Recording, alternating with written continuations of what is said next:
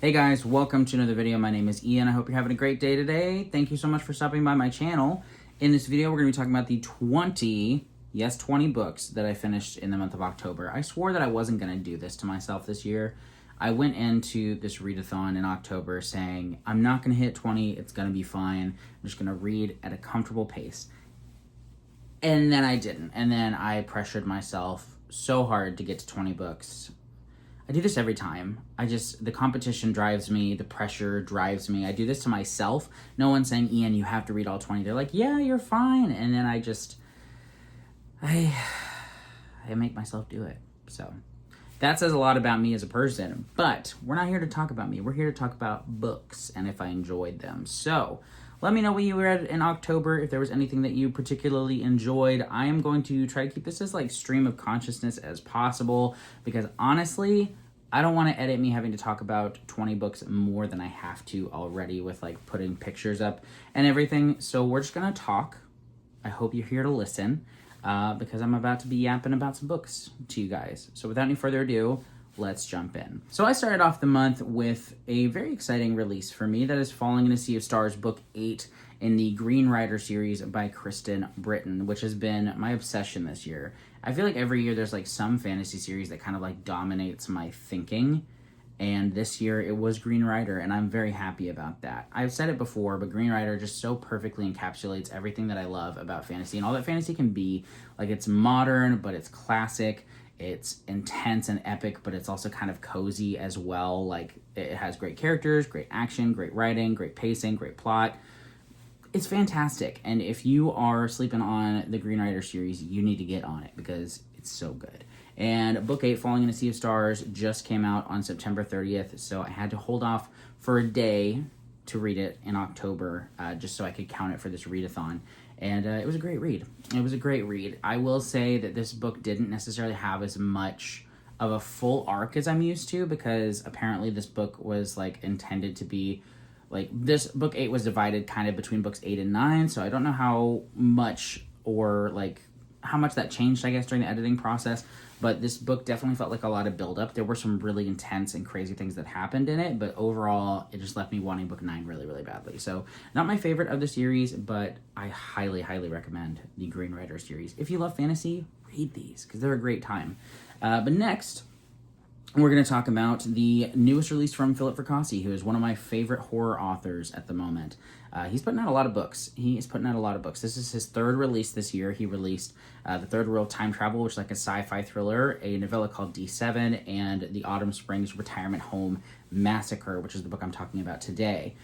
I have read all three of those new releases, and this one was not my favorite, but it wasn't my least favorite either. I thought this was good. And basically is set in a retirement home, and people start falling down and not getting back up, if you know what I mean.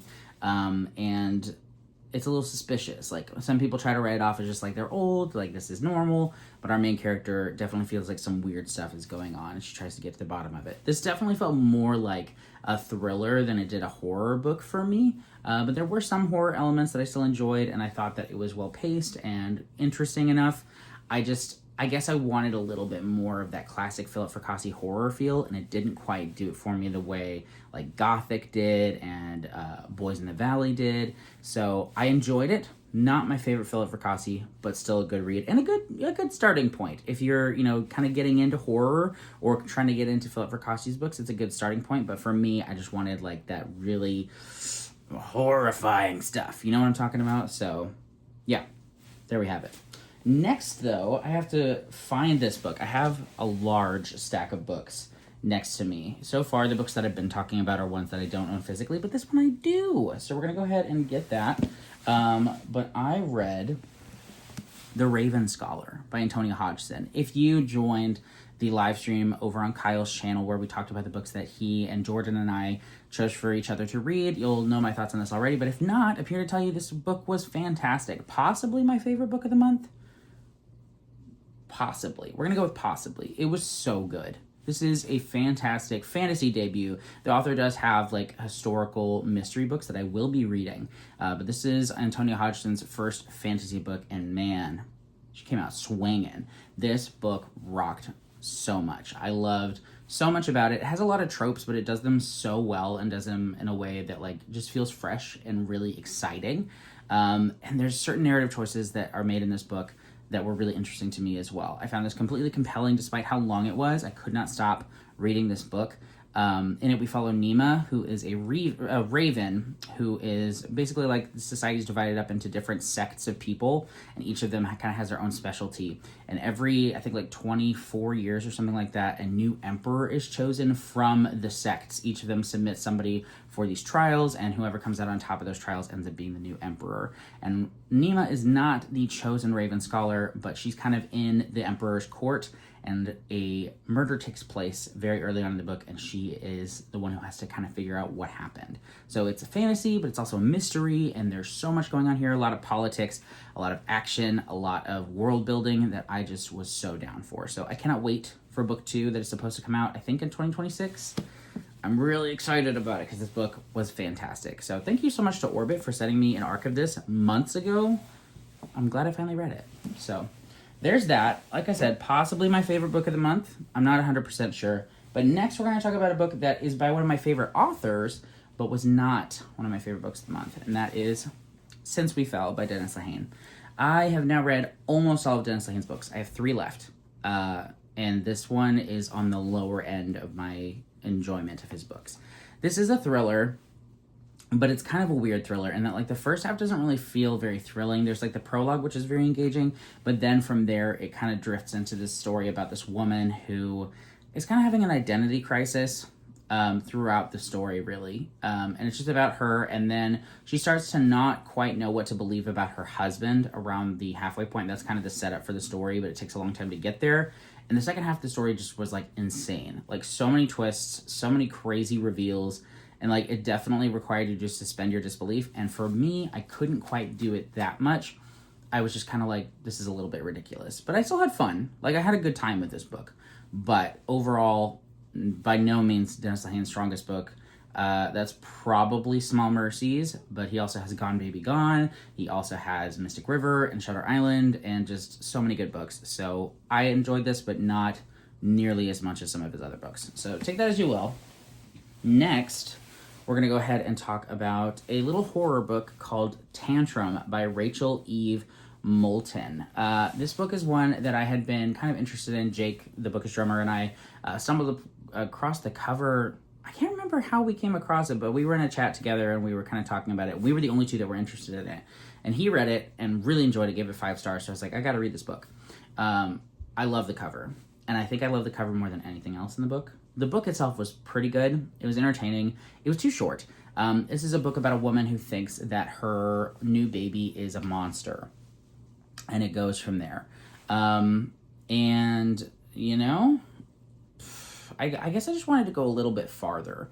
This is really a story about like generational trauma and all that mess. And I got the point, but I wanted it to be driven home a little bit more. The audiobook is like 6 hours long or less. And if it had been like 8 hours long and we'd gotten a little bit more out of the horror side of it as well as the trauma side of it, I think I would have rated this higher. I gave it like a 4 when I finished it. It's more like a 3.5 if I had to rate it. There you have it. So, still pretty good. Still pretty good. It's a short read. So if you want a horror read and the premise sounds interesting, go for it, please. Next up, we're going to talk about a book that I should have read a long time ago. So the book is The Crimes of Rooker Flynn by A.R. Witham. And he was so kind and gave me an audio copy of this book a year ago, like almost to the date. And during October, he reached out to me and he was just like, hey, hope you're doing well. Let me know if this book just didn't work for you, because he hadn't heard from me on it. And I was like, holy smokes, how has it been a year? Let me give this a read. And so I did, and I had such a fun time with it. Like, I should have read it because I was given the audio arc and I wanted to read it for that reason, but also I really loved Andrew's last book before this one, The Legend of Blackjack. And this is set in the same world with some same characters, and it's about Rooker Flynn, who is like a pirate, kind of. He's a criminal. He's not great, but he's kind of like an anti-hero. And he gets into some shenanigans. Some stuff happens in this book, but I had so much fun. I love A.R. Witham's writing. I love the way he narrates his audiobooks with such character and such energy and enthusiasm and clear love for the story and characters. And I love his books. I really have a good time with them. So I enjoyed the first book in this trilogy, The Crimes of Ricker Flynn. I will be reading book 2 in November, probably. I filmed my TBR for November before he had given me another audio copy. He's so nice. But I will be reading this whole trilogy, and I cannot wait. I've had such a good time with it. So check out Air with Him. I do recommend, personally, he says you can jump into the trilogy, and I think you could jump in without reading The Legend of Blackjack, but personally, I think The Legend of Blackjack is a better starting point for this world. And they're all good. Like, just read The Legend of Blackjack and then read this. You'll be fine. But there we are with that book. Let's move on now to my first Stephen King book for the month, and it won't be my last, let me tell you.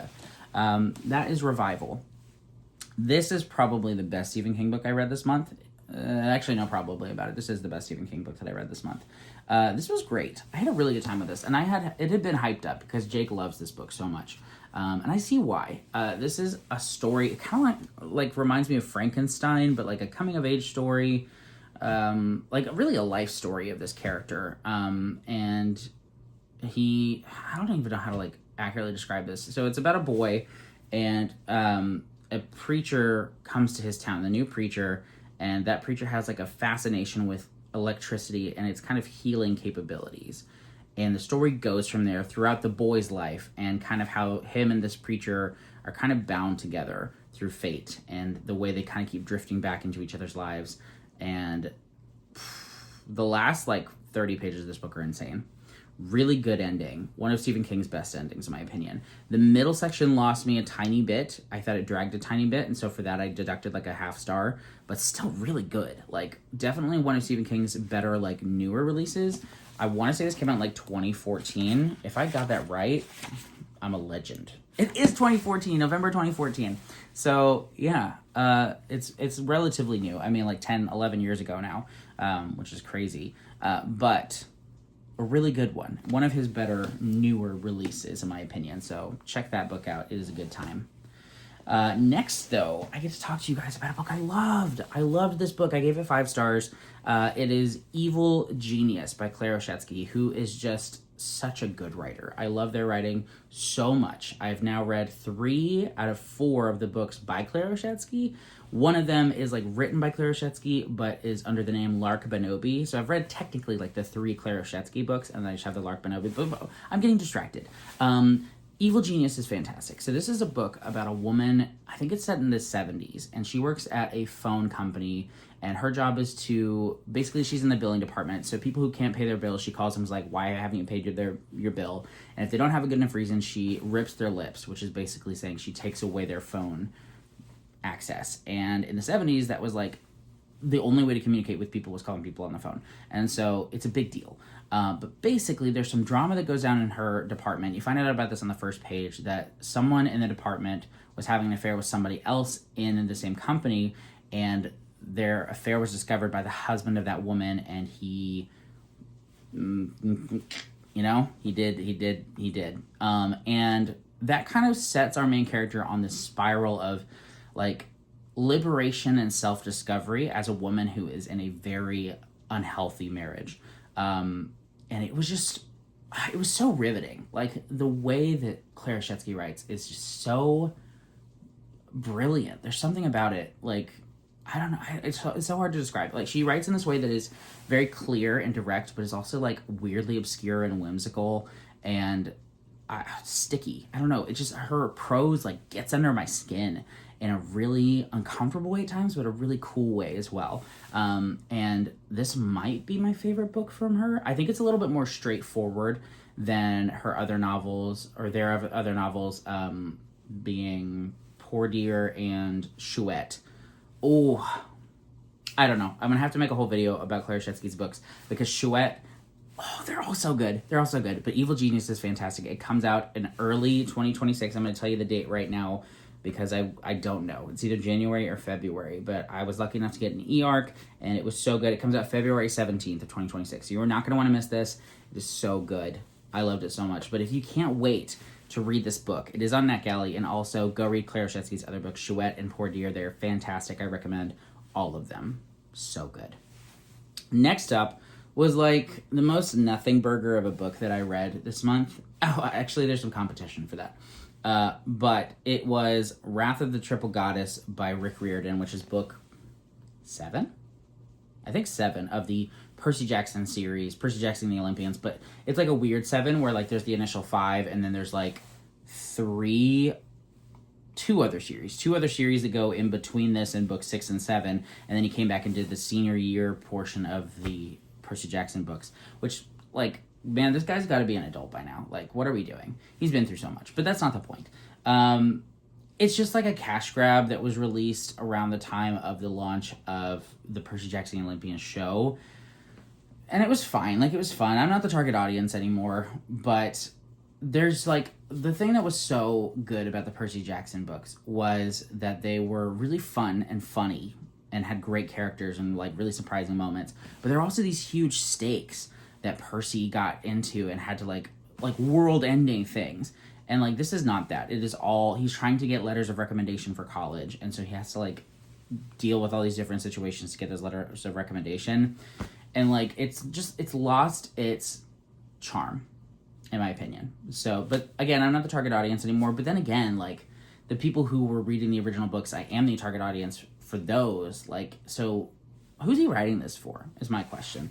But that doesn't matter. It just wasn't really for me. But next, we're going to go ahead and talk about some other books that weren't really for me. And those are the Gwendy books by Stephen King and Richard Chizmar. That's his name. I almost said Richard Bachman. That would have been funny. Okay, so we've got Gwendy's Button Box, book 1, which is by Stephen King and Richard Chizmar. Gwendy's Magic Feather, which is just by Richard Chizmar. And then book 3, Gwendy's Final Task, which is by Stephen King and Richard Chizmar again.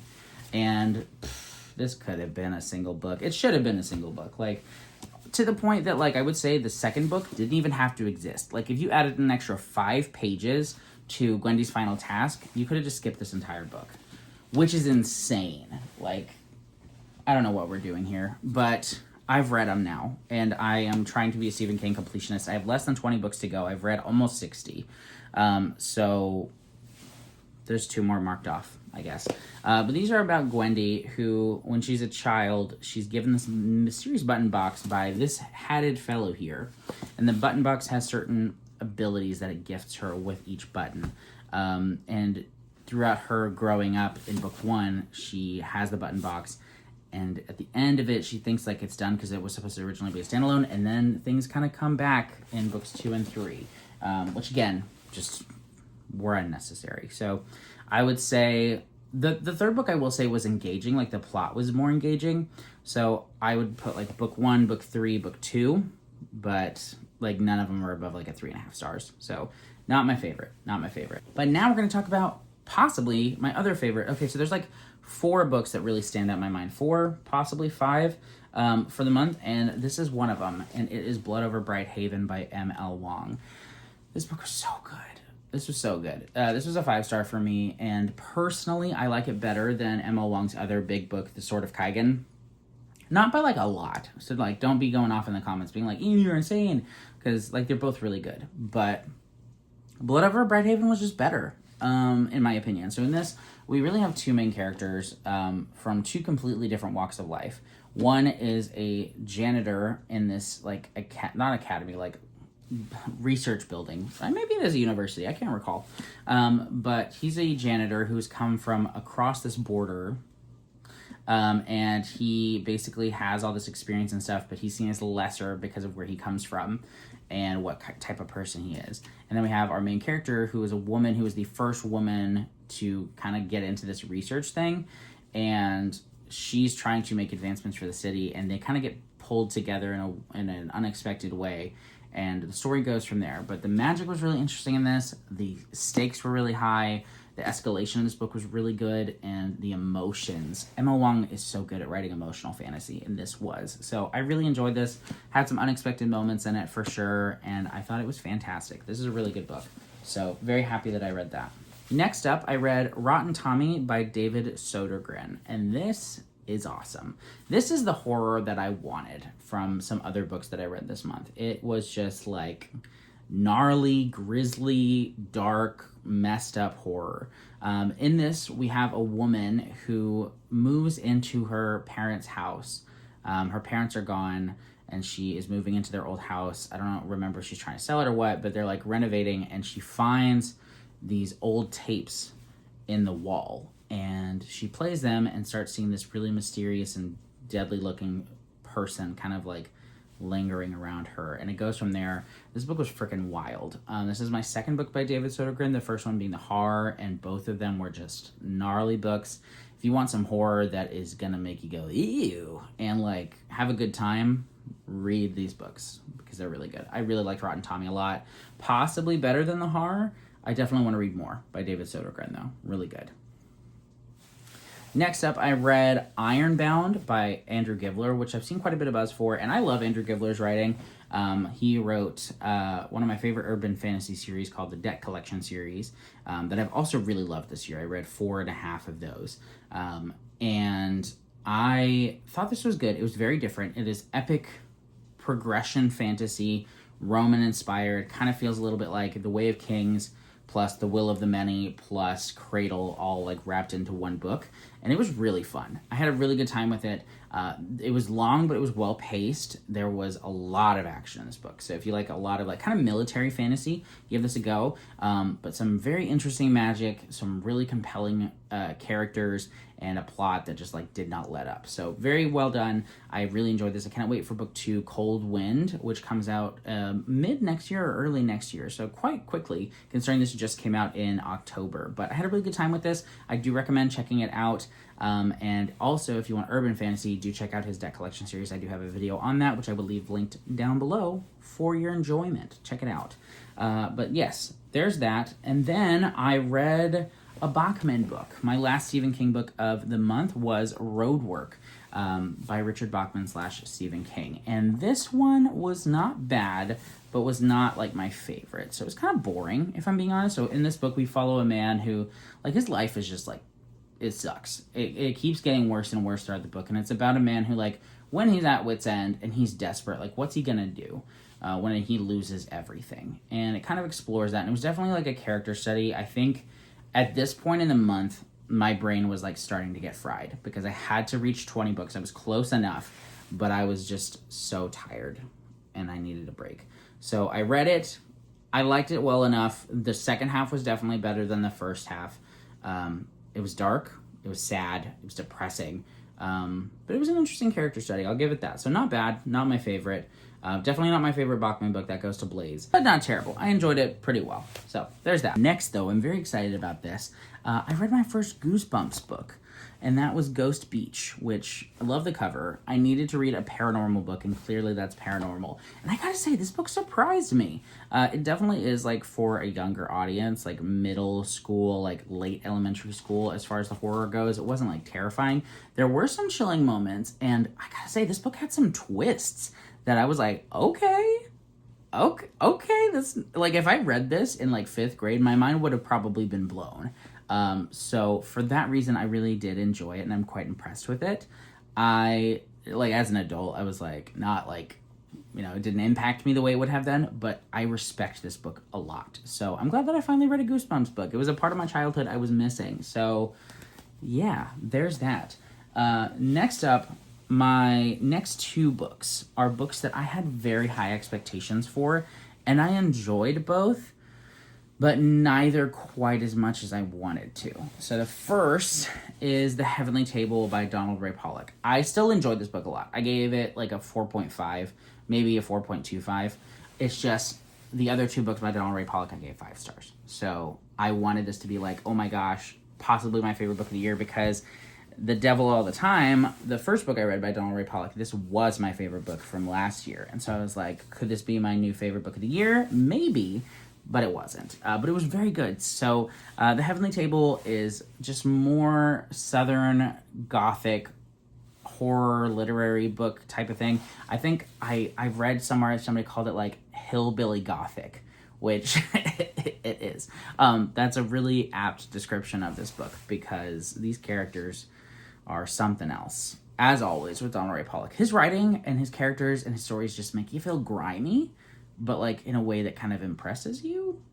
I don't know how to explain it, but that definitely occurred with this The Heavenly Table. It is, like I said, probably my least favorite book by Donald Ray Pollock, but that still makes it amazing by all standards. So I enjoyed this. It's about really like three brothers who kind of get drawn into a life of crime, and all these different storylines that kind of come together, as John Elroy Pollock likes to do. He likes to take a bunch of different stories and characters and not kind of reveal how they're going to come together, but you know it's all going to kind of happen. And this book did feel kind of like a ticking time bomb. Like, the things just keep getting worse that are happening, and you're like, this is not going to end well for pretty much anybody. And it was just like, you can't look away, you know, like the train wreck kind of thing. So, yeah, I did still enjoy this. It did make me feel good. They never do, John Elroy Pollock's books. But at the same time, I find myself just desperate for more. So if this guy wants to put out another book, I would happily read it. Not be happy as I read it, but be happy afterwards, perhaps. So, still really good. And then the other book that I thought would be a 5-star but wasn't quite a 5-star was The Devil by Name by Keith Rawson, which is the conclusion of the Fever House duology. I read Fever House a couple months ago and I gave that 5 stars, and I kind of expected this to be 5 stars as well. It's more of like a 4-star. It's still really good, and good, gritty, violent, insane horror. But I read it and I kind of felt like the book duology would have just been better as a standalone. Like, I feel like we explored certain things and got, I guess, a better conclusion overall for this book. But at the same time, I think it would have been more interesting if we just found a way to end book 1, Fever House, differently. Perhaps a little bit more, like, pessimistically, but differently. And that isn't what happened, and we have this book, and it's still good. I still enjoy and respect this for what it is, but I felt the whole time like, okay, could we have just ended book 1 a little bit differently and had a better overall experience? So 4 stars, still really good, and I do recommend the duology quite a bit. It is wild. It's about a dismembered hand that makes people turn violent. That's the premise for book 1, and things go from there. Book 2 is very different from book 1, but still interesting. I still really enjoyed it. And lastly, the final book is The Book of Three by Lloyd Alexander. I read this for a couple different reasons. One, I read it when I was a child, and I wanted to see if it held up, or middle school. So yeah, a child. 2, it fit a prompt for the readathon. And 3, it was a recommendation from someone from my book club. I thought this was fine. I think that it could have been like timing, like I'm tired, I need a little break from reading for like a week. But then also, it just was a little bit boring. It was a little bit boring for me personally, with book 1, at least The Book of Three. I know book 2, The Black Cauldron, is most people's favorite, so I will probably read that, but I'm not like in a hurry. It was like classic fantasy from the 60s, very, influential, but at the same time, very heavily influenced by like the Lord of the Rings. So entertaining-ish, but also kind of boring, and I didn't really care for any of the characters, so I'll probably continue, but maybe not. All right, guys, that's it. Those are all 20 books. I have talked about them. I'm tired of talking about them. If you have any questions, though, I will discuss them with you in the comments happily. If you've watched this far, let me know how you're doing. I hope you're having a great day. And I hope that you enjoyed listening to me ramble about these books. Let me know if any of them sound interesting to you. For me, like the 5, if I had to recommend 5, we're not going to count Green Rider because I talk about those too much. We're going to talk about something else. The Raven Scholar, for sure. The Crimes of Rooker Flynn. Evil Genius by Claire Oshetsky. Blood Over Brighthaven. And I'm going to go with Rotten Tommy. Pretty wild horror book there. So, yeah. Thank you so much for watching, though, guys. Hope you enjoyed. I'll see you in the next video. Bye.